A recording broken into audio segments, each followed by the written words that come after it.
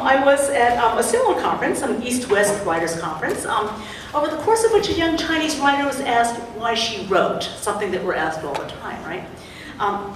But to this question she answered, not to tell stories, or to bear witness, or to be in sacred communion with Jane Austen, but rather that she wrote because she did not like to go out, and thought that by writing novels she could make money and stay home.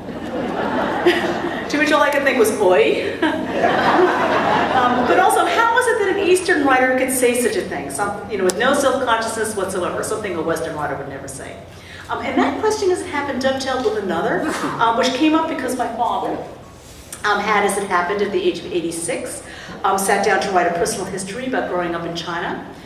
This took the form of a series of emails, which I was very excited about, but which I was also having trouble making sense of. Like, why did he not start I am born, like David Copperfield, right? Why did he not mention his birth until page 8, and then only in parentheses and in conjunction with another event?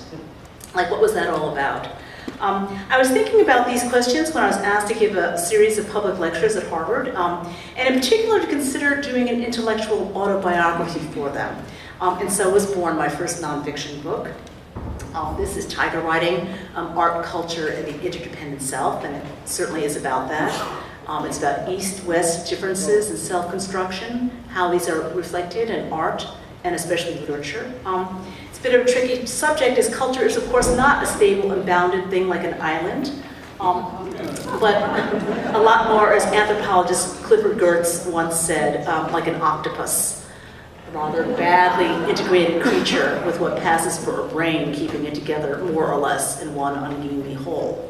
At the same time, questions like the one I had at the Writers' Conference did make me wonder if the East did not generally view individuality and originality the way that we do in the West. For example, witness this picture, which I took not long ago with some girls in Shanghai.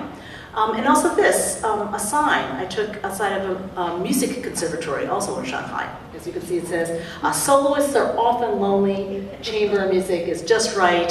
I think it's fair to say that this is not a sign we're likely to see outside of Lincoln Center. These pictures point, I think, to an Eastern Self that is generally more collectivist, or as the psychologists like to say today, interdependent self, than the Western Self, which tends to be more individualistic or independent, which is to say that there's a difference in the degree to which a person imagines him or herself as a fundamentally separate entity, as opposed to one that's fundamentally part of a group or a network of relationships. This is a difference reflected in whether one's dominant orientation is toward the self or away from it, toward self-knowledge and self-actualization, or toward duty and self-sacrifice, which is to say at some level whether one is more oriented toward Emerson or Confucius. Of course, some of us have both sorts of selves in us, between which we shuttle. That's certainly true of me, which can make, shall we say, for an interesting day. This basic cultural divide being embedded in a myriad of everyday practices. For example, I am, of course, accustomed to sharing bowls of food in the middle of the table, but I'm also accustomed to eating from my own individual plate,